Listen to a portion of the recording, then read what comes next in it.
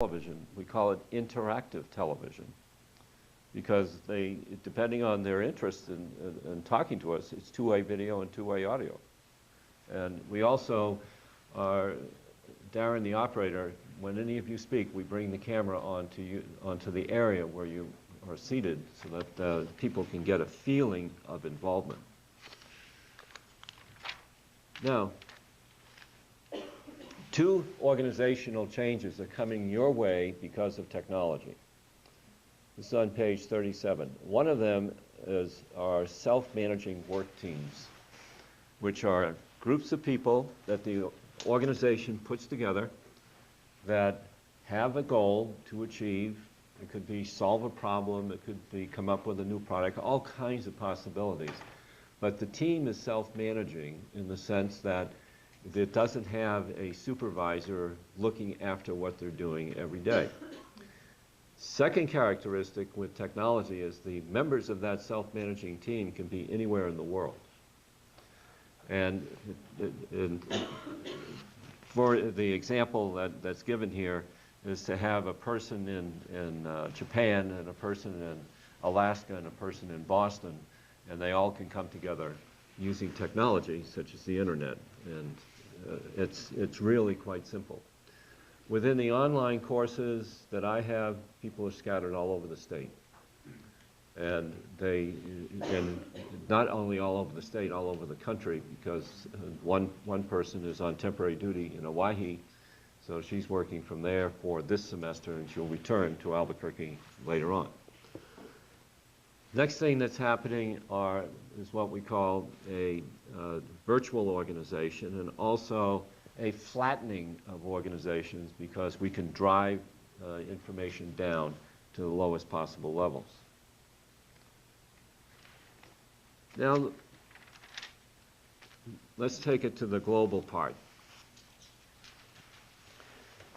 This group, I'm trying to remember, last semester there was proportionally far fewer students who had traveled outside the United States.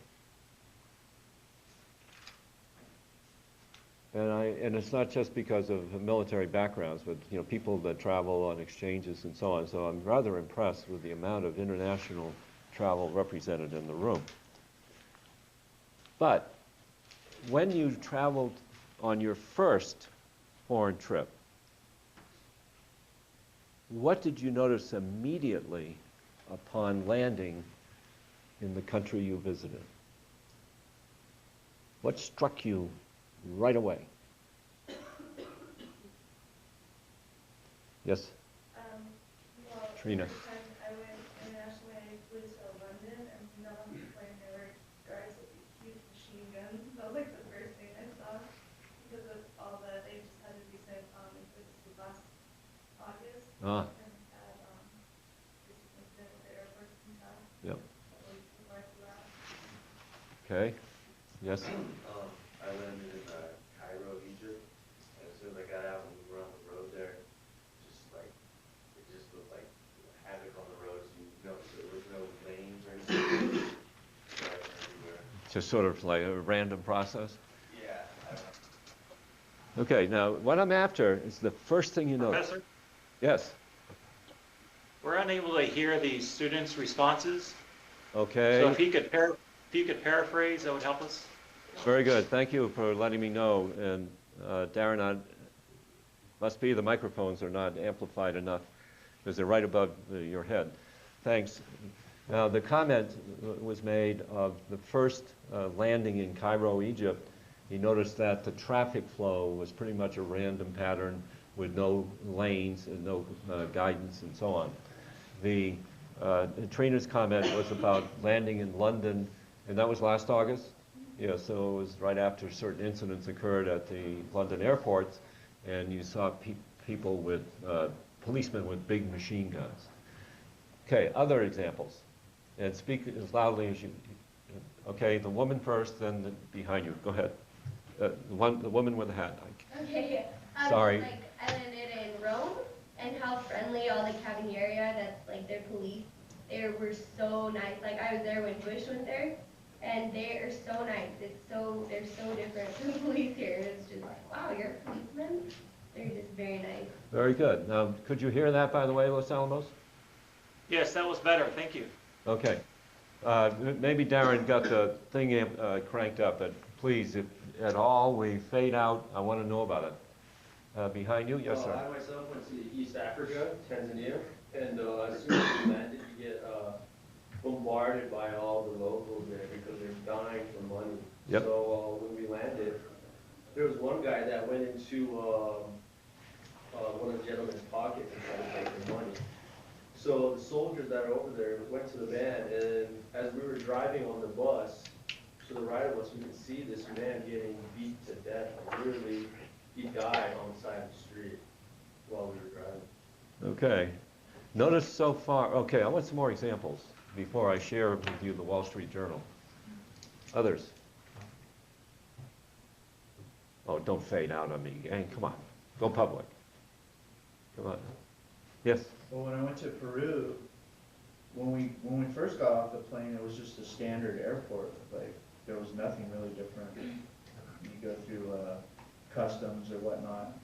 But then as soon as you get into the open area, it was just, you know, a million cab drivers trying to get you to get in the cab. Okay, a million cab drivers in Peru trying to get you to go. Okay, anybody up in here? Did you say you traveled? Jamaica, people start begging you as soon as you get off the planes for money. And Where was this? Jamaica. Jamaica. People asking you for money. I have, Whereas Europe, there's not much. yeah. An example from my experience, I go to France quite a bit, and I fly to Paris, and I take the train to go north into various Normandy cities. And I happen to use a certain train station I'm familiar with, and their gendarmes are marching about with big machine guns. And what is a little unnerving, I approximately know the age of the young soldiers, and like 18 with a machine gun, it somehow doesn't go together well in my head. I realize they're trained, and I hope they're trained reliably, but it's a sort of a scary image. Well, UPS has decided to bring its delivery service to India. And this is a Wall Street Journal, January 25, 2008, in the city of Mumbai. And I want to read a little bit of this just to give you an idea. Now, you know what UPS is, the big brown trucks, and they wear the brown uniform. And in looking at this picture, in fact, I think we can legally put this on camera. If you can go just a wee bit tighter, Darren, unless that's as tight as it gets. That's the van, the UPS van. Can you see it at all up there? It is UPS color, and it says UPS on it. Notice the driver is on I don't know whether they drive on the right side like England or not. I can't remember. I've never been to India. I just don't know. But he's standing there, and he has his little device that he enters in the delivery information, and that immediately goes by satellite into a processing system for UPS. So that's no different than anywhere else in the world where UPS operates. But what do you see in this picture that catches your attention immediately? If you can, I'm assuming you can see it. Yes, you can see it clearly. What looks different from your home culture in that picture?